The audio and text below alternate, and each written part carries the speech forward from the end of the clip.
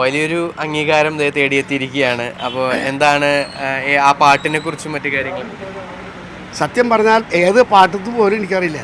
കാരണം നിരവധി പാട്ടുകാരിങ്ങനെ പാട്ട് സംഗീതം ചെയ്ത ആൾക്കാർ വന്ന് പാടിക്കുന്നുണ്ട്, ഞാൻ പാടുന്നുണ്ട്. അത് പാട്ട് കഴിഞ്ഞാൽ പിന്നെ ആ കാര്യം അന്വേഷിക്കാറില്ല, പിന്നെ വേറെ കാര്യങ്ങൾ നോക്കാറാ മതി. അപ്പോൾ അങ്ങനെയുള്ളൊരു സ്ഥിതി ആയതുകൊണ്ട് എനിക്ക് ഏതാ പാട്ടത്ത് പോലും എനിക്കറിയില്ല, ഏത് സിനിമയെന്നും അറിയില്ല.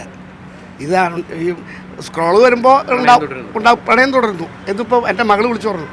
എന്തായാലും സന്തോഷം, കുറേ കാലമായിട്ട് ആഗ്രഹിച്ചിരുന്നിട്ട് ഇപ്പോഴെങ്കിലും സാധിച്ചു, ഇങ്ങനെ ഒരു പുരസ്കാരം കിട്ടിയെന്നുള്ളത് സന്തോഷമുണ്ടോ. ഈ സംഗീത സംവിധായകൻ എന്നുള്ള രീതിക്ക് മലയാളികളുടെ മനസ്സിൽ വലിയ സ്ഥാനമുള്ള ഒരാളാണ്, പക്ഷെ ഗായകൻ എന്നൊരു അവാർഡാണ് കിട്ടിയിരിക്കുന്നത്. അല്ല അത് എന്തൊക്കെയാണ് ജനങ്ങൾ തീരുമാനിക്കുന്നത് നമുക്കറിയില്ലോ.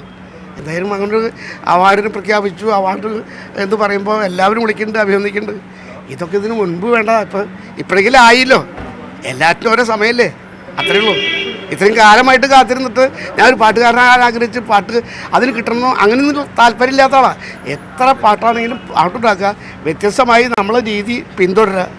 ഞാൻ ഉണ്ടാക്കുന്ന പാട്ട് എൻ്റെ മാത്രമായിരിക്കും, ആ രീതിയിൽ തുടർന്നുകൊണ്ടിരിക്കുക. അത് എങ്ങനെയൊക്കെ ഇഷ്ടപ്പെടുന്നു, ആരൊക്കെ എങ്ങനെയൊക്കെ പറഞ്ഞാലും എനിക്ക് വിരോധമില്ല. നമ്മൾ ഒരാളെ പോയി അന്വേഷിച്ചിട്ട് നടക്കണമില്ല, എൻ്റെ രീതി പറയാം.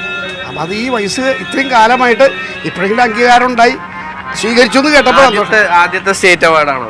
സ്റ്റേറ്റ് അവാർഡ് ആദ്യം എൻ്റെ പാട്ടുകൾക്ക് കിട്ടിയിട്ടുണ്ട്, എനിക്കില്ല. അപ്പം എനിക്ക് പാട്ടുകാരനായിട്ട് കിട്ടിയത് ആണ് അത്ഭുതം, അത് സന്തോഷമുണ്ട്.